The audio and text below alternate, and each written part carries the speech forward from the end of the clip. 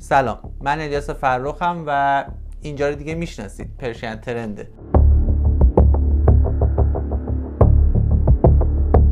این فیلمی که مشاهده میکنید ستونی از آتش رو نشون میده که از یک چاه گاز در ازبکستان بالا میاد. این آتش به دلیل نشت شعله‌ور شد و 1074 روز ادامه داشت. اتحاد جماهیر شوروی هر کاری کرد تا چاه رو خاموش یا منحرف کنه، اما این تلاش‌ها فقط باعث انفجارهای جدید و کوچکتر در مکانهای مختلف شد. به نظر میرسید که هیچ چیز نمیتونه جلوی آتش خروشان رو بگیره. این تا زمانیه که شوروی تصمیم به اتخاذ یک رویکرد غیر متعارف برای بمباران اتمی چاه بگیره.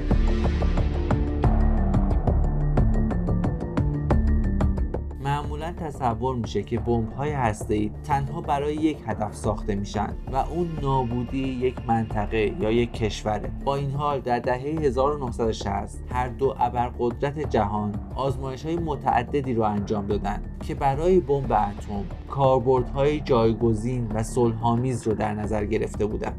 با انباشت و افزایش روزافزون ذخایر تسلیحات اتمی در ایالات متحده و اتحاد جماهیر شوروی، کشورها شروع به ارزیابی این نکته کردند که آیا میشه از این سلاح‌ها به جای کشتن و یا تهدید کردن دیگران استفاده صلح‌آمیز کرد یا خیر. بیشتر آزمایش‌ها برای این عملیات در صحرای نوادا طی 20 سال بین سالهای 1958 تا 1975 انجام شد و به نتایج خوبی هم رسید. در طرف مقابل اتحاد جماهیر شوروی هم برنامه خودش رو به نام انفجارهای هسته‌ای برای اقتصاد ملی اجرا کرد. تمرکز روس‌ها عمدتاً بر کاربردهای عملی در استخراج نفت و گاز طبیعی متمرکز بود. با این حال یک تفاوت مهم بین این دو برنامه بود. برای ایالات متحده اثر زیست محیطی آزمایش‌ها بسیار مهم بود، ولی در طرف مقابل شوروی تقریباً به طور کامل از اون غفلت کرده بود. یکی از آزمایشات مشکوکی که روس‌ها انجام دادن، منطقه‌ای پرجمعیت در امتداد رودخانه ولگا رو آلوده کرد. اونا حتی از بمب هسته‌ای برای ایجاد یک دریاچه با بمباران یک رودخانه استفاده کردند. اقداماتی که تا همین امروز پیامدهای رادیواکتیو اون همچنان ادامه داره. دانشمندای هر دو کشور در طول تحقیقات خودشون در مورد این استفاده‌های غیر متعارف جدید از سلاح‌های هسته‌ای شروع به مفهوم‌سازی حل مشکلات با سلاح‌های هسته‌ای صلح‌آمیز کردند و این مورد شامل خاموش کردن نشت نفت و گاز و محدود کردن فعالیت خطرناک آتشفشانی بود.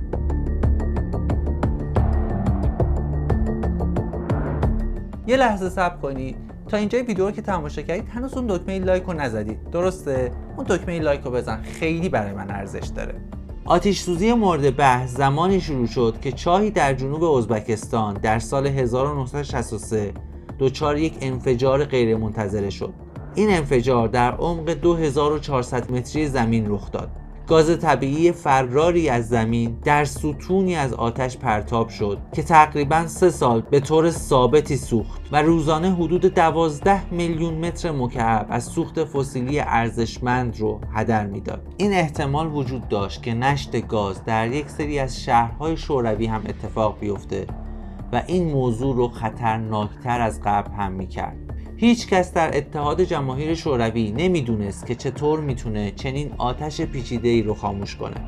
در نقطه‌ای از استیصال مطلق شوروی شروع به بررسی این موضوع کرد که آیا انداختن بمب هسته‌ای در این سایت راهی عملی و کاربردی برای مقابله با این موضوع هست یا نه. دانشمندان، مقامات و مهندسین بر روی این مفهوم کار میکردند که نشون بده بمباران هسته‌ای این منطقه چه اتفاقی رو رقم میزنه. فیزیکدانان تخمین میزدن که انفجار یک بمب در عمق 1500 متری میتونه شفت رو ببنده، در حالی که فشار ایجاد شده میتونه آتش رو قطع کنه. اونها تخمین میزدن که به بمب اتمی با وزن 30 کیلوتن احتیاج دارن، 2 برابر قدرت بمب لیتل بوی که در هیروشیما انداخته شد برای یک عملیات موفقیت آمیز مورد نیاز بود.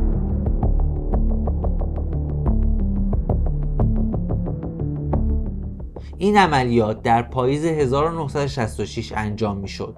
این منطقه در یک محیط بیابانی قرار داشت و همه امیدوار بودند که هیچ اتفاقی برای افراد غیر نظامی به وجود نیاد. در اون زمان گرمای آتش سوزان دهانه قابل توجهی رو در شنهای صحرا ایجاد کرده بود. بعد از محاسبه عمق و قدرت لازم بمب، مقامات تشخیص دادند که انفجار هسته‌ای نه تنها آتش رو متوقف میکنه، بلکه بهترین گزینه اونها هم هست. مهندسین ابتدا 2 حفره در اون منطقه حفر کردند و لوله‌ای رو قرار دادن که از طریق اون میتونست بمب رو تا عمق 1400 متری پایین ببره. یک بمب هسته‌ای 30 کیلوتنی به پایین یکی از اون حفره‌ها فرستاده شد. سپس اون حفره با سیمان پر شد تا از خروج تشعشعات جلوگیری بشه. کل آزمایش روی فیلم ثبت شد. جزئیات این عملیات در روزنامه‌های شوروی به صورت کامل منتشر شد. در مورد این اتفاق روزنامه‌ها این گزارش رو منتشر کردند. در اون روز سرد پاییزی در سال 1966 یک لرزش زیرزمینی با نیروی بی‌سابقه‌ای زمین رو با ماسه‌های سفیدش تکان داد. مه غبارآلودی از صحرا بلند شد و مشعل نارنجی رنگ چاه فروزان ابتدا با آرامی و سپس با سرعت بیشتری کاهش پیدا کرد تا اینکه سوسو زد و سرانجام خاموش شد. برای اولین بار در 1064 روز سکوت منطقه رو فرا گرفت. غرش جت مانند چاه گاز خاموش شده بود.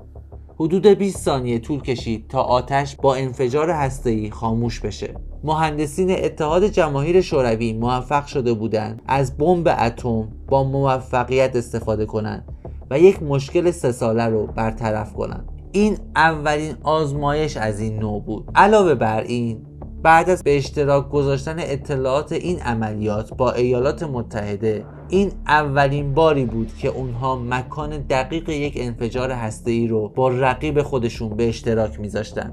این تنها موردی نیست که در اون روزها تونستن فناوری خودشون رو به این روش آزمایش کنن. چند ماه بعد از مهار نشت گاز ازبکستان، آتش سوزی دیگری در میدان پاموک در نزدیکی اون رخ داد و شعله‌های آتش از چند حفره شعله‌ور شد. برای متوقف کردن اون آتش، مهندسین تصمیم گرفتند با پیروی از پروتکل مشابه یک بمب 47 کیلوتنی به عمق 2440 متری داخل زمین بفرستند. این آزمایش هم موفقیت آمیز بود. تصور میشه روسیه حداقل 5 بار از این تکنیک استفاده کرده. در نهایت یک آزمایشگاه تسلیحاتی شوروی بمب هسته‌ای خاصی رو ساخت که برای بستن سوراخ‌هایی بین 82 تا 164 متر دورتر از انفجار طراحی شده بود. راستی فراموش نکنید که این ویدیو رو لایک کنید، کانال من سابسکرایب کنید و اون زنگوله کنارش رو هم بزنید تا از من بیشتر حمایت کرده باشید تا ویدیوهای خفن‌تری براتون بسازم. ممنون که تا آخر این ویدیو با من همراه بودید.